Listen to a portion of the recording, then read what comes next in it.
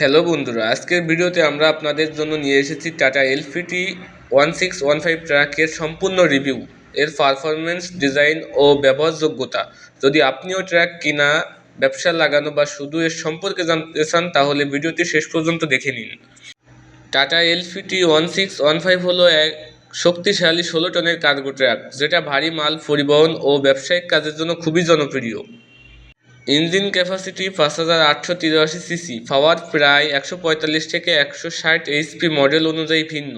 Torque 500 থেকে 600 NM torque generate করে, যেটা ট্রাকে ভালো টান শক্তি দেয়। Gear box 6+1 manual, tata GBS 600। Fuel tank সাধারণত 350 লিটার পর্যন্ত।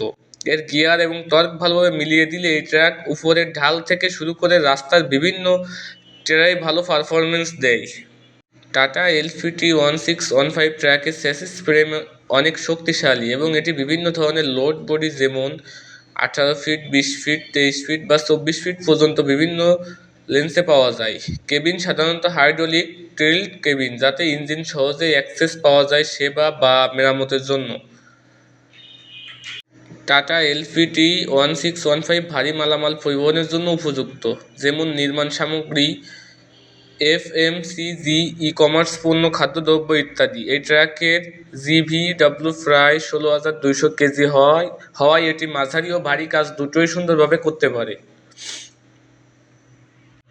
বাংলাদেশে বিভিন্ন বছরের ব্যবহৃত নতুন টাটা এলপিটি 1615 ট্রাক পাওয়া যায়, যেমন 23 ফিট, 20 ফিট ও অন্যান্য লেন্স। দাম বাজার ও অবস্থার উপর ভিত্তি করে আলাদা আলাদা। আশা করি ভিডিওটি আপনাদের ভালো লেগেছে। কমেন্ট করে জানান আপনি কোন ধরনের ট্র্যাক নিয়ে বিস্তারিত জানতে চান। ভিডিওটি লাইক অ্যান্ড শেয়ার, সাবস্ক্রাইব করতে ভুলবেন না।